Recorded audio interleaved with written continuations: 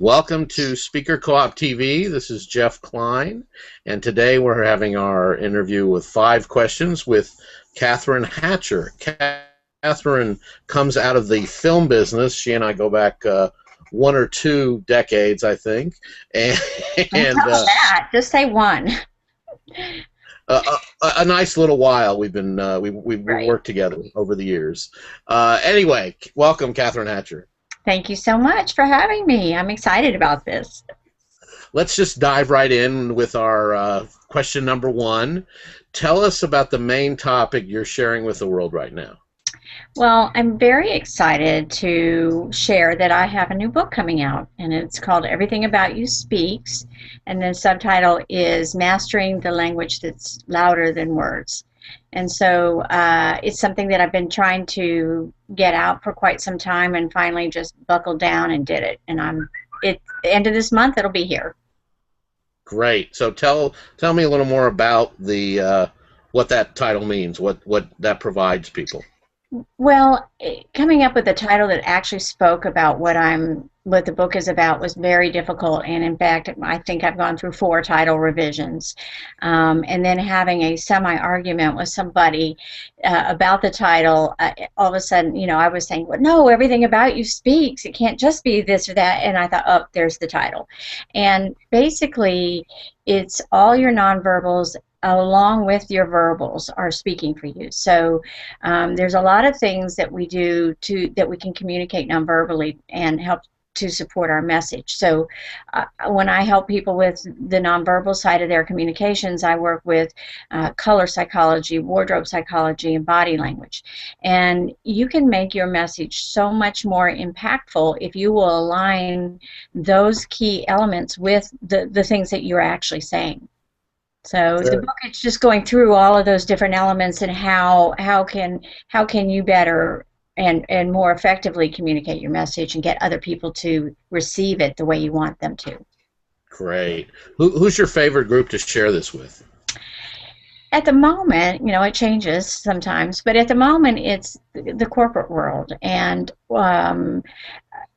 right now I'm having some success in the corporate world. I'm leaving next month for Seattle to speak to a group. And my number 1 client has asked me back 3 times now in the last year. So I'm excited about speaking to the corporate world because there are so many interactions that go on in that world. I mean, you're interacting with clients, you're interacting with bosses, you're interacting with fellow employees, and these concepts are really important no matter what circle you're dealing in. Do you find that just things are leaning more and more casual, and that's why people need this more than ever? Yes, things are getting much more casual. You're totally right about that, and some of that can have some problems. Some studies that I saw said that there is an increase in absenteeism. There's an increase in a casual, laissez-faire feeling about work itself, and even things like sexual harassment has been on the rise. We can't exactly pin it on that, but when you're not dressing appropriately for the workplace, all kinds of things can happen. Is that more generational, or is everybody kind of joining in when the younger kids dress more casually? Is everybody kind of joining in? It is totally. The younger people nowadays are totally dressing in a way that is not necessarily the most impactful way that they could show up for work. And I do see it bleed over into the older generations that are saying, hey, they can do it, I can do it. But, I think the younger generation doesn't know better, because when you look at what's happening in media and you see how people are dressing, and especially since reality television has become so popular and people are dressing however they want to, young people were seeing that and thinking that it's okay to go into the workplace like that, and they don't understand that they are actually compromising their power, if you will, in displaying what they can actually do. Because if people are talking about how you looked more than they're talking about what you do or what you can accomplish, that's a problem. Very cool. Okay.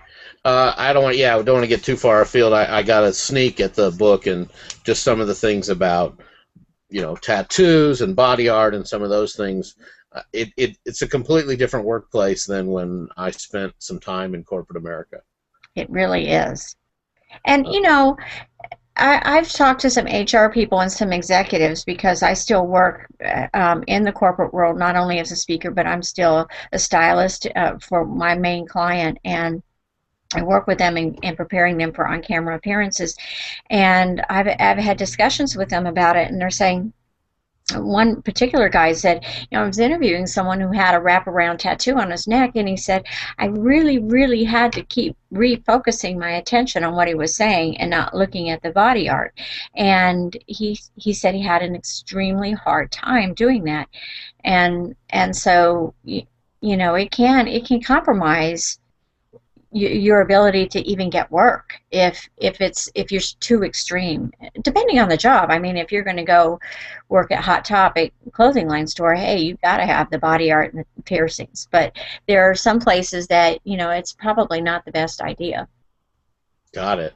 Well, let's move on to question number 3, which is, what is one of your favorite quotes and why? Well, one of my favorite quotes is, what you do speaks so loudly I can hardly hear what you're saying. And I've Catherinized that quote, and it now reads, and it's in my book this way, what you do and how you look speaks so loudly I can hardly hear what you're saying.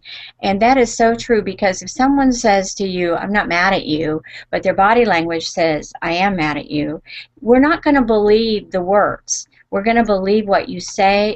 We're going to believe what you do and how you look before we'll believe the words. And if those are all aligned, then we go, oh, you're not mad at me. But if you have incongruent messages, we're just either not going to believe you, we're not going to trust you. That resonates really powerfully with me, Catherine, because I'm very comfortable crossing my arms, and it's just comfortable. Mm-hmm. And I've had to learn not to do that when I'm an audience member, when I'm in a meeting with somebody, because people, whether it's, and as you talk about, it's not necessarily conscious, but they see that as a barrier that I've put up between them and myself. And I'm not thinking of it as a barrier, but I have to realize that that's how it's perceived. So I can't always be as comfortable as I want to be, because I don't want to project the wrong message. So that's not true.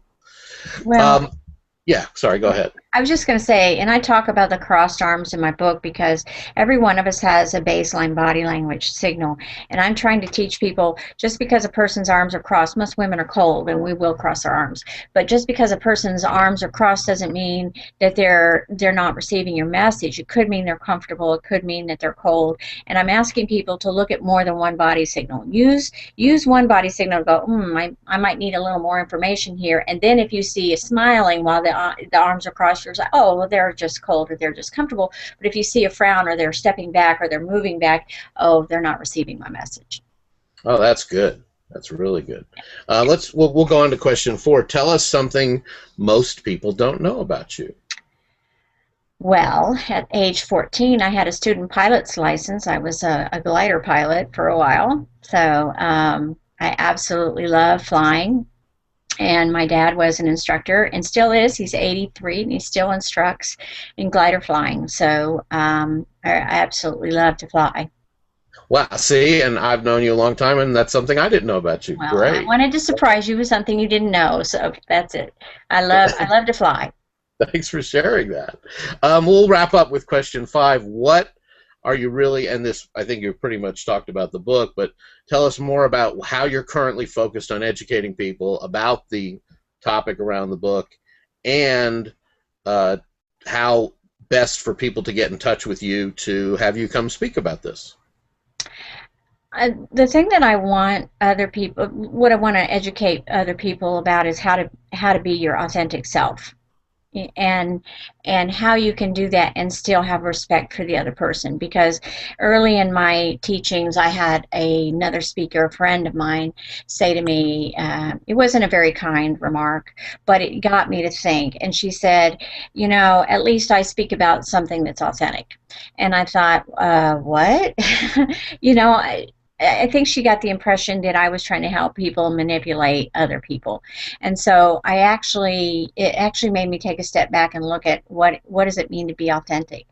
And what was authentic for me at age 18 is no longer authentic for me at age, well, we won't go there. But we do change and we do develop, and I want to help people develop themselves into the person that they want to be, not who they happen to be because I'm shy and I just don't get out there. Well, what if you want to get out there? What if the authentic you is screaming to get out of that shy shell that you put yourself in? How can you be more authentic by using a couple of tools? And so, even though she and I aren't really close friends anymore, she did help me really think that through and help other people who might look at it the wrong way, and basically we can decide who we want to be and how to show up, and some of us just don't know how to make ourselves that person that we want to be or how to show up, and I'm here to help them do that. That's right.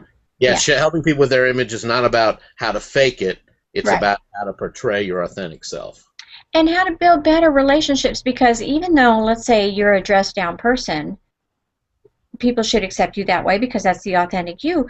But what if being dressed down makes the other person uncomfortable? Because as you're trying to develop relationships, it is about thinking about how the other person might react to you. And sometimes initially I tell people, be a little more than what you normally are. And then as you develop that relationship, you can start sliding back into the person that you already are, or that you feel that you should be, because you've developed a relationship now.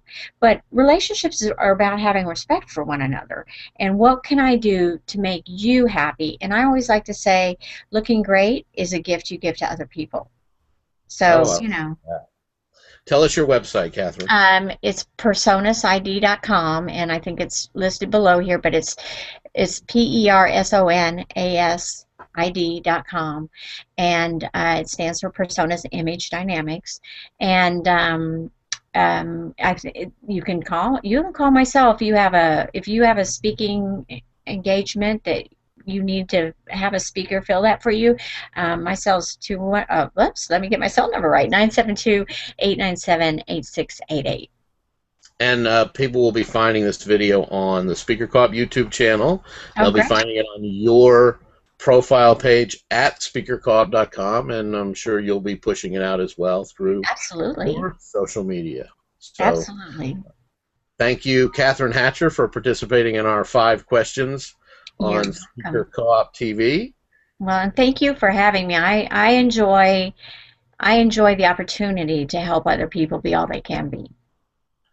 And we will see you next time when we do 5 questions with another speaker. All right. Thank you.